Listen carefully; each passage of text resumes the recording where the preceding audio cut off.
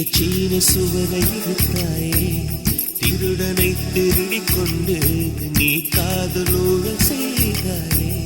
தினசரி தவணை முறையில் வந்து செலவு செய்ய கண்டுபிடி கண்டுபிடி